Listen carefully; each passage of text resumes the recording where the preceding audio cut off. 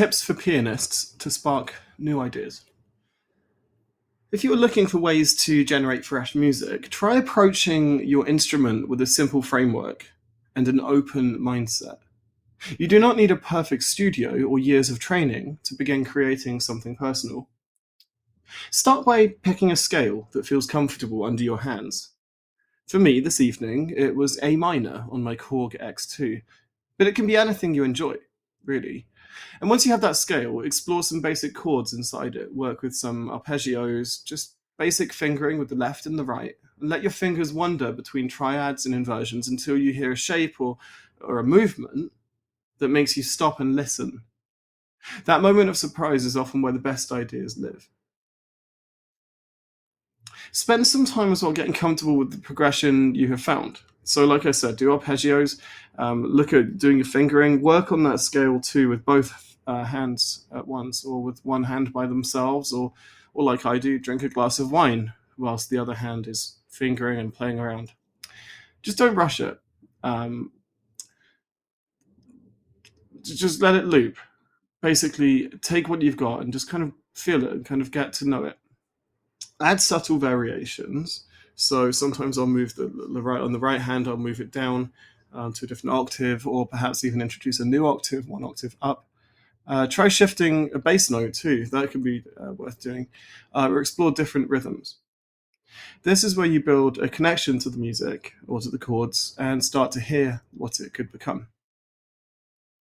One thing I always try to do is always record myself, and that's even if it's a rudimentary recording, whether I'm literally using my phone, or if I'm also going through Ableton using sound fonts with the Yamaha CF3. Even if it feels rough, a quick capture on your phone, or like I said, with something like Ableton or Cubase, preserves your ideas. It doesn't mean you have to publish them unless you're really happy with it, but it does mean that you've got a record of that song. And even if you don't come back to it and it's just an idea, you can come back to it in a few weeks, months, or even years' time. Otherwise, you might forget them. I often save mine as MIDI, especially if I've used Ableton. Obviously, I'll save a copy as MIDI as well, because perhaps it will sound good in a different instrument, maybe a harpsichord, or even a different piano sound. Maybe I want to change it and have a different sound. Again, you can revisit that later. Also, what I do with MIDI files sometimes is I use a piece of software on my computer, which is called Crescendo by NCH software, and it translates MIDI files into semi-reasonably readable sheet music, so you can notate and have a look at what that looks like, which I find is actually, I don't really like sheet music, but I do like reading it just to see what it looks like.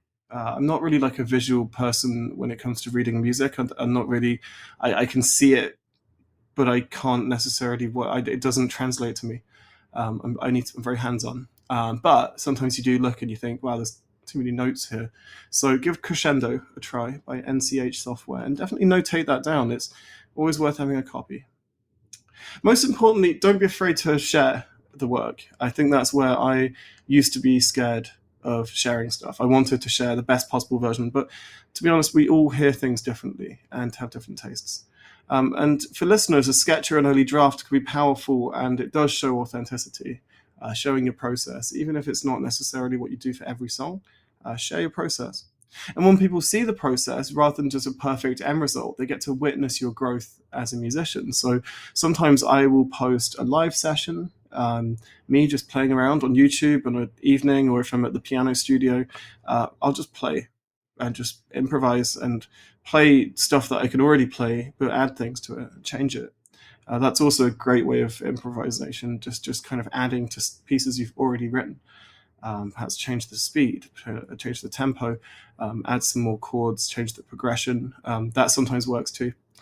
But basically, just allow yourself to create freely and trust that each small idea is part of a larger voice as a composer, as a musician.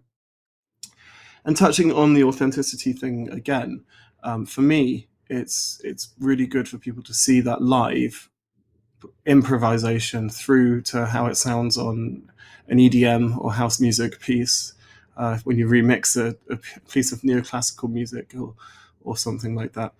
But it's worth doing. Keep a copy for yourself, and don't be afraid to experiment. And definitely record everything.